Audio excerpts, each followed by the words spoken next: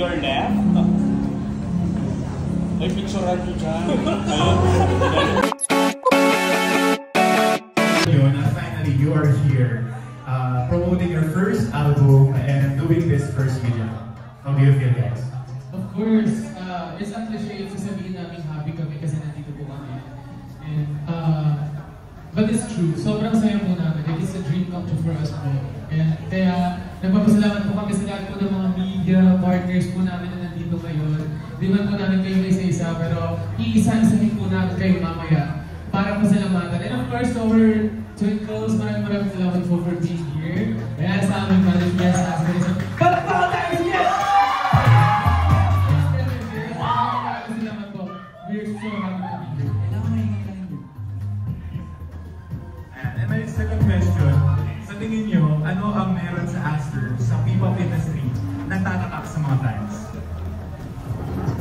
Isa sa mga strength na kaya kong pagdadak sa Aster, Aster po kasi isa self-produced group, self-produced management, naman sa lahat po ng gusto namin ilabas, galing talaga sa amin. From music, from composing, from songwriting to dance, and maging contents and all, gusto po namin na laging galing sa amin. Kaya siguro, kung may pagpapalat po ako din sa buong mundo, siguro yun yung strength ng Aster na ang Aster ay mga makers ng part na nilalabas po namin.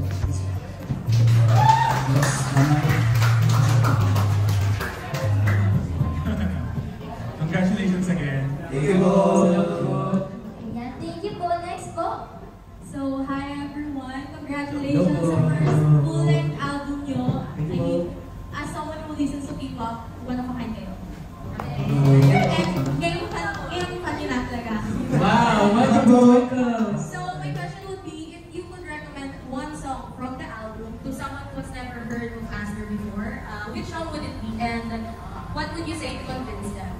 Yes, I would like to answer that question. For me po, in this album, for someone na hindi talaga kalala ang Aster, I would recommend Bunting Tala. Kasi in that song po, talagang binuhos mo namin yung heart namin within that song, especially sa composer ng song na si G, namin kagrupo ay si Sir Renz Gamal. If hindi ko po kayo ngayon, maraming salamat po. And yeah, nung nag-recording po kami, sobrang emotional po talaga sa loob ng booth kasi kami po lahat ay nakaka-relate po sa song. And ang Munting Tala po, it also showcases like the vocal capabilities and strengths of our group po. Kaya siguro yan po yung masasuggest ko for this album. And dugtong ko lang po about dun sa Munting Tala po isa. Habang kaya po nasabi ni Kevin po na sobrang binuhos po namin yung puso namin. Kahit sa pagsusulat po talaga, every lyric po, every word na sinusulat po is talaga naiiyak talaga kasi galing sa puso. Lalo na karamihan din sa amin is nakaranas po ng gano'n, nawalan po ng mahal sa buhay. So, sobrang relate po talaga namin. So, ayun po. Siguro to summarize po yung answers nila, kaya Munting Tala po yung gusto namin. Kasi gusto namin ipakita hindi lang yung skills namin, yung talent namin, even our heart sa paggawa ng mga kanta po namin. Maraming salamat sa mga naka-appreciate po ng Munting Tala. Oh, so for my next question, can you share a lyric from a song sa album nyo that means a lot to you personally? Anyone sa inyo pwede man-answer and explain nyo why? Gusto ko nang sagutin yung tanong. So, sa akin po, personally, siguro po may share ko pong lyrics sa inyo, hinahanap yung part ko sa Munting Tala. Hinahanap bawat haplos ng buhay, manapis maramdaman ang pagkakala. Kasi po, before po ako mag-debut po, pangarap po kasi talaga na makita ko yung papa ko before mag-debut po sa isang K-pop group. But unfortunately, hindi ko napunta yung pag-debut ko. Like, siguro 1 week before po ako i-announce sa debut sa team, nawala po si Papa. And siguro yung lyrics po na yun, parang every now and then, si Papa po parang naisip ko, alam yung feeling ko na dito sa Papa at may yakap niya ako every time. For example, ngayon kong meet ako, I know proud si Papa and alam ko sa mga members namin, may mga family din silang nawala yung ikaw sa akin. And I know proud yung mga loved ones natin sa akin. So, ayun po yung sa akin. Sana mo mapakinggan mo talaga yung Munting Tala kasi super big po talaga yun. So, thank you po. Meron din po yung sa akin po, sa part po sa Munting Tala na maging kaaway man ako ng mundo. Maging kaaway man ako ng mundo. Ba't nakalimutan ko yung lyrics? Hindi ba yun? Naiiyak kasi siya.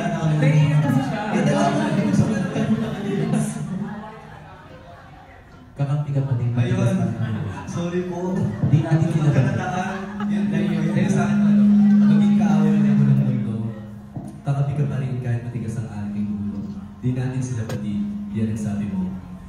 Actually, natandaan ko yun nung high school kasi ako. Siyempre, naranasan ko din mabuli as a student. And then, talagang, minsan umuwi ako sa bahay na parang hindi ako okay, hindi kalos ako kasi nakaranas din ako ng bully before. And then, yung mismong nanay ko nakakita sa akin, nilapitan na ako. Sabi niya, hayaan mo lang na, di natin sila pati. Basta nandito ako bilang mother mo, susuportan din natin pagkatulog kita. Kaya sobrang sa akin yung part na yun. And thank you sa Aster kasi napunta sa akin yung part na yun. Yun po. You deserve it. Thank you, Mom. Thank you, Congratulations again. Salamat po. Next question from Brandon Sayo. Ayun, magandang hapon. By the way, congratulations sa inyong lahat. Kasi, alam niyo, napakaswerte nyo. Kasi kami na-witness namin yung launching ng unang P-pop na super sikat na ngayon, di ba? Napakasimple nung launching nila. Kayo kasi, obvious na may glam team na kayo. Costume-wise, talagang fabulous na agad kayo. Sila talaga from humble beginnings, napakasimple na. But look at them now because of their talent, talagang sikat na sila, hindi na sa Pilipinas, kundi sa buong mundo. Now my question is, ano ba yung advantage or disadvantage na sikat na ang P-pop ngayon because of them? Sa tingin nyo, advantage yun sa inyo na ngayon lang pumapasok or somehow disadvantage din kasi may mga nauna ng P-pop group na nakilala? Can I answer the question? Of course. Ako po personally, I think, ang advantage po na kami as Aster, meron po kami mga senior, so we can learn from them. And we can actually adapt a lot of things from them. And siguro po yung disadvantage, I actually nagdadalawang isip po ako, sir, kung sasabihin ko siyang disadvantage. Kasi I think it's both an advantage and a disadvantage. Kasi may nauna na po sa amin. So, kumbaga sa race, nauuna sila. And we're like far from them. Pero still, it's an inspiration to be like them very soon po. So, pwede naman. Pwede advantage. Yes po. And siguro to add na rin po, since we entered the industry, it was never in our minds na there are advantages and disadvantages. Kasi we are just here just to do what we love. Like, hindi namin inisip the disadvantages and advantages that we have or someone's ahead or someone's falling behind. Like, we're just here because we're doing what we love and we just want to inspire people. Okay, nice answer. Okay, second question ko. Ano lang yung, again, advantage or disadvantage na ganito kalaking group? Kasi sobrang dami nyo eh. I will answer that Like question. for example, yung leader, yung sino leader nyo? Parang, how to handle yung ganito kalaking grupo, di ba? Kian? Would you like to answer? Siguro, some leader nga po pala. Leader and some leader po. Okay.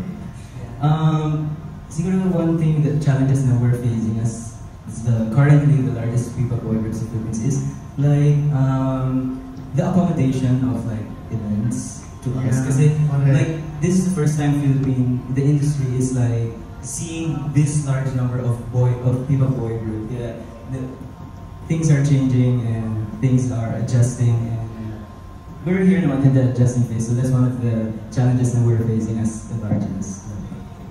So parang anong solusyon doon? Okay lang ba na ito? May kanina narinig ko na kwento din. May gustong kumuha sa inyo pero ang dami nyo.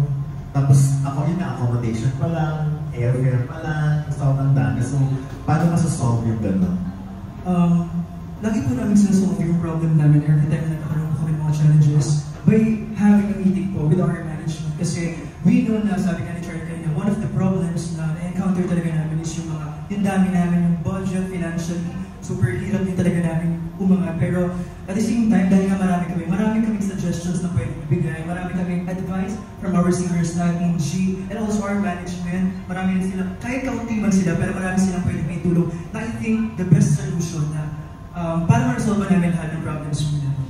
And idudugtong ko lang po na ang naging resolution din po namin is kaya po kami nagkaroon ng sub-unit po, which is yung Aster Zodiac and Aster Axis po. Para po kahati yung group, nadala pa rin po namin yung buong pangalan po namin ng Aster. So parang nagiging dalawang group kayo. Yes. you ah. Thank Thank you so much po. Thank you po.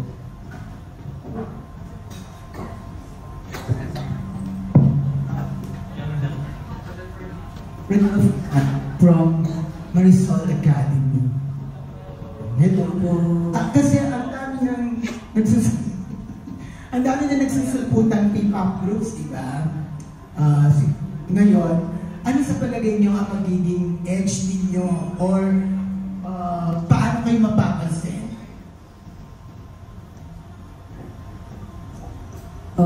May I answer that question? Go. It's something about us Aster lang din po talaga. It's maybe, I'm not saying po na the other groups are not talented, but I can proudly say that Aster is really talented. As we said kanina po na we make our own music. The very beginning, pinaka-scratch po, saan po yun galing. We make our own choreographies as well. And yeah, I think that's something, ayun po yung pinaka-edge po ng Aster na masasabi ko po na ayun po talaga yung pagmamalaki ko po sa buong mundo or sa buong P-pop po. But I'm not saying that the other P-pop groups are not talented. They are really talented. But ayun po, I'm just sinasabi ko lang po yung parang pinaka-edge po talaga ng group na. Yeah, I hope that you guys will appreciate our music as well and our choreographies as well. Thank you po. May sasagot pa? Baka may idagdag. Yeah, wala naman. Thank you. So, kung meron mga singers or P-pop artists na gusto nyo makakolab sa kanta or kung magkaka-concert kayo, sino ang mga yun? Can I answer? Lahat ng pwedeng P-pop, kahit sinong P-pop po, basta kasi ayun po ang goal namin, maging umangat yung P-pop and sama-sama po kami umangat kasi P-pop race po tayo, ayun po na. Ayun, lahat talaga. Isipin nyo guys, isang stage, maraming P-pop, nakakatuwa yun. Kaya ayun po, ayun po sabi ko po. Okay. Singers naman. Siguro po, one of our seniors po na gusto namin talaga mga collab. Kasama na po natin yung SB19, Bini, Alamat, MNL48, yan, lahat po ng mga nag-pave ng G22, Vision, PHP, First One, BGY, lahat po ng mga nag-pave ng way for P-pop. Sana po mapansin din po kami kasi parang po talaga namin makakalab sila through singing, through dance, lahat. Especially Stel. Hey, Stel. Bye. Okay, thank you. Thank you po.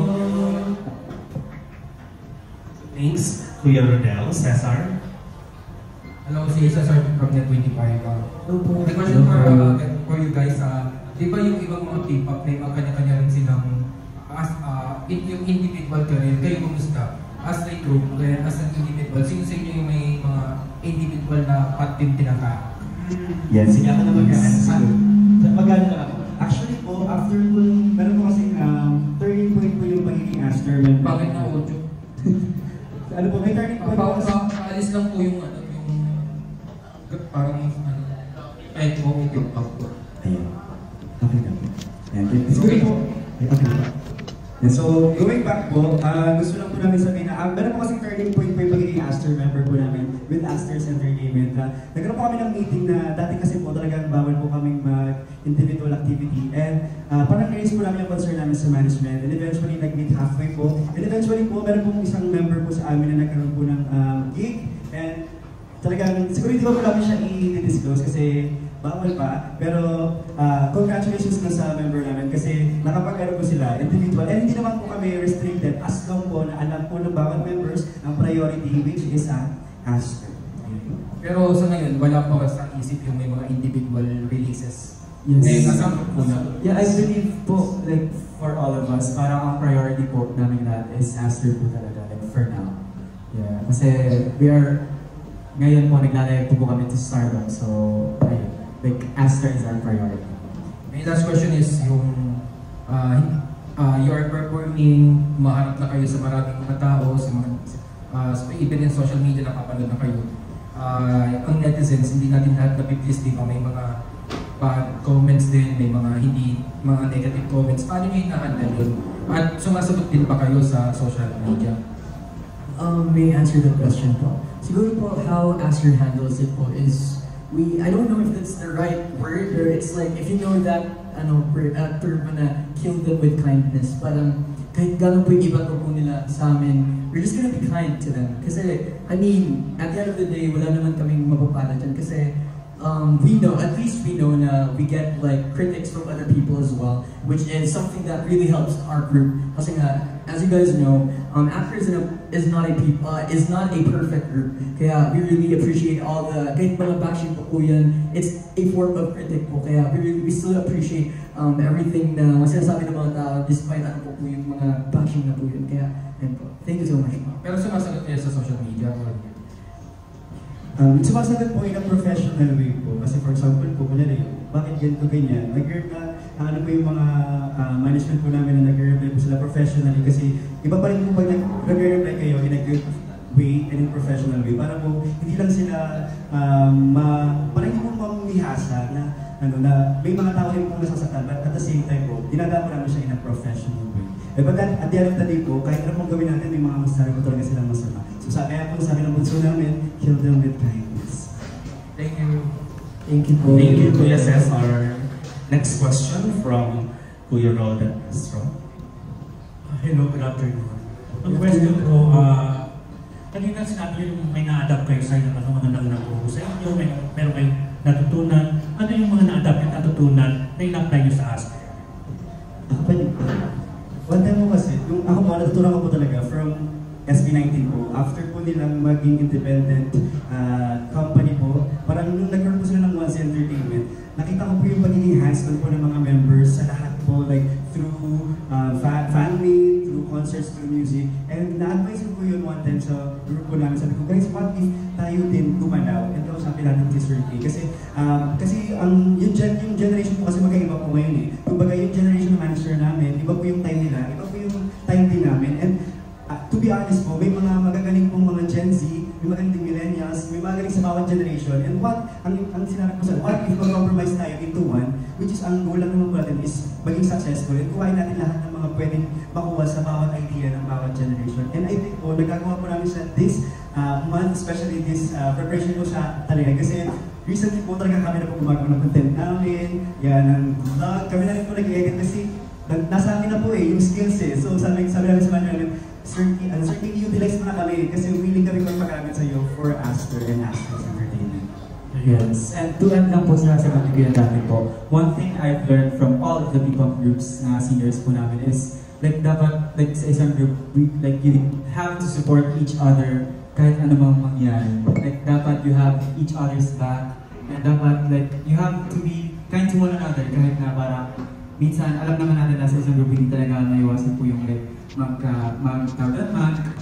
magtampuhan kasi like especially sa amin na super large group po kami and marami po kaming ideas and marami po kaming like personalities na pinabalance. So yeah, yan din po ang aming like na-adapt and also like na-apply din po namin as a group, especially sa guidance po with our leaders na like we have to support each other and we have to always meet halfway. Yes.